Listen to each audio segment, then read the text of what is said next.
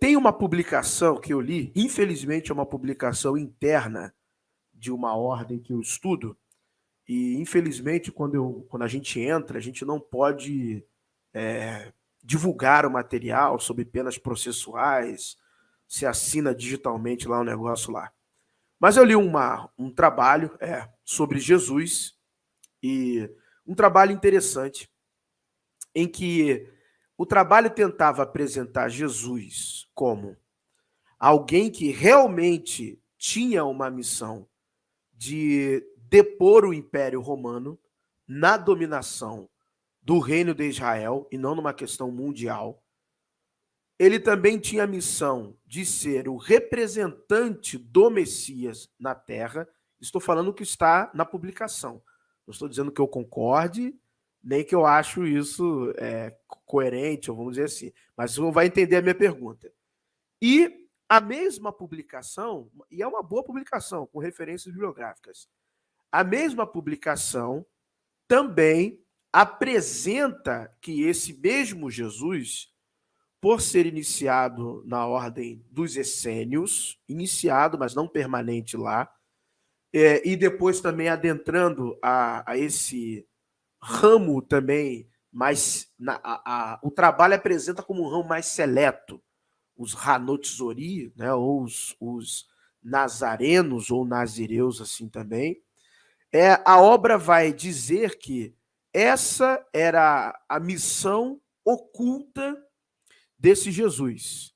Então ele realmente tinha que ser uma pessoa que tirasse o poder romano de Israel, da Palestina. Ele tinha que ser a pessoa que representasse o Messias, ou seja, essa encarnação messiânica, militar e sacerdotal, ou seja, ele seria, tanto do ponto de vista simbólico, alegórico, um descendente de Davi, no sentido místico de se assentar no trono de Davi, e não necessariamente uma linhagem de sangue. E ele tinha que ser também um sacerdote, alguém que guardasse e conhecesse a lei. Eu percebi o seguinte: é uma obra que tem a mão de acadêmicos.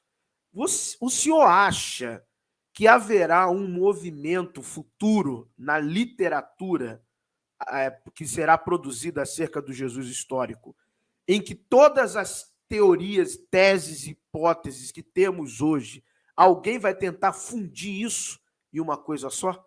Alguém vai tentar lançar um calhamaço? Eu vou lhe dizer o seguinte: eu já vi algo parecido no livro Jesus, a Verdadeira História, de Jacques Duquesne. Ele começa a...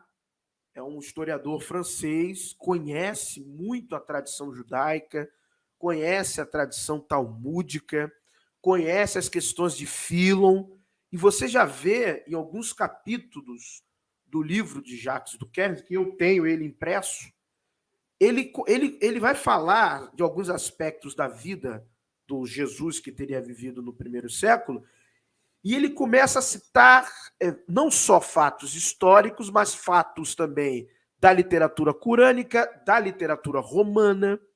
Por exemplo, tem uma mitologia acerca de alguns nascimentos romanos que foram anunciados por que se viu uma estrela no céu.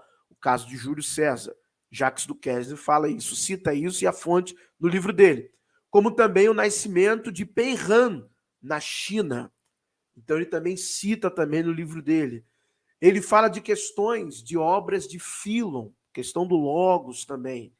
Então eu percebi na obra de Jacques Duquesne, apesar de ser uma obra antiga, entre aspas, assim, mas que, e pelo que eu li na publicação da Ordem, que haverá um movimento futuro de uma tentativa de uma fusão desses Jesuses.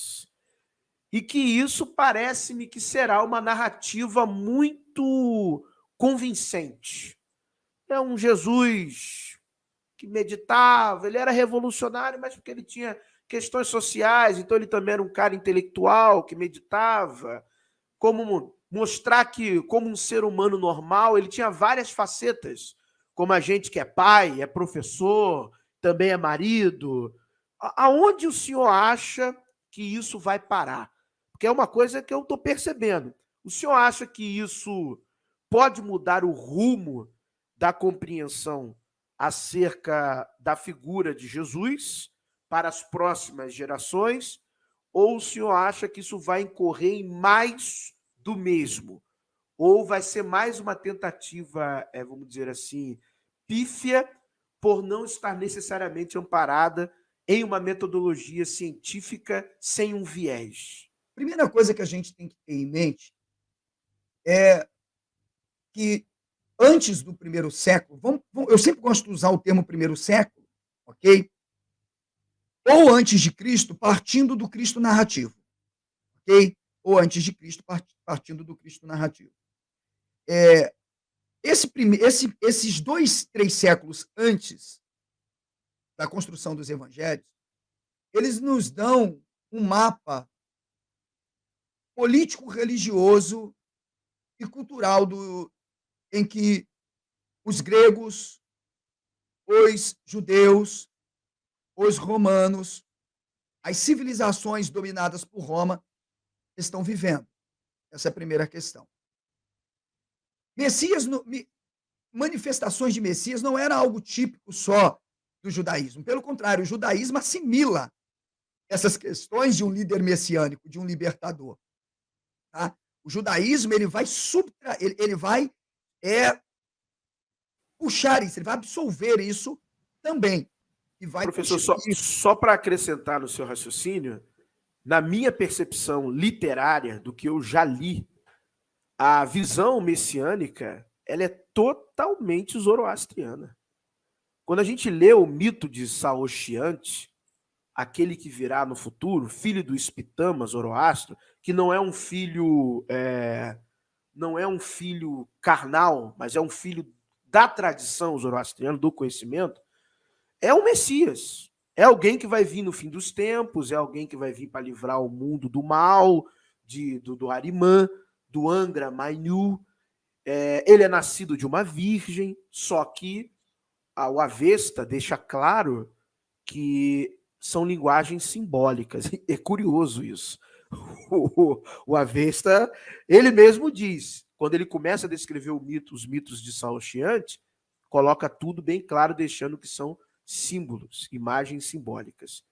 O que eu percebo, eu já vi até o Oswaldo Luiz Ribeiro falando sobre isso também, mas eu percebo que eu li o Avesta, li artigos científicos, li alguns acadêmicos que tratam sobre zoroastrismo. O que eu percebo que essa absorção de divino, não de um guerreiro, mas de um divino, de um filho de Deus, me parece que... Né? A exousia e a dunamis eram dois atributos necessários para qualquer líder. Ele não precisava ser um rei, não precisava ser um profeta, bastasse ser alguém que detivesse esses dois atributos, esses dois adjetivos. Exousia, que é quando o indivíduo, seja ele alguém que tenha uma capacidade de persuasão, de uma retórica tão grande, que sem um centavo no bolso, porque era um pobretão, conseguiu fazer pessoas pararem de trabalhar para o segui-lo. O que é isso? Se isso não for uma exousia, uma autoridade de uma elocubração, de uma elocução, eu sempre digo, né? Compreender o Jesus que querem montar fica cada vez mais difícil, porque dizem que ele era pobre. E quando você parte para uma análise materialista, dialética da própria sociedade, você pergunta, mas peraí, quem deixaria um serviço público para seguir um cara?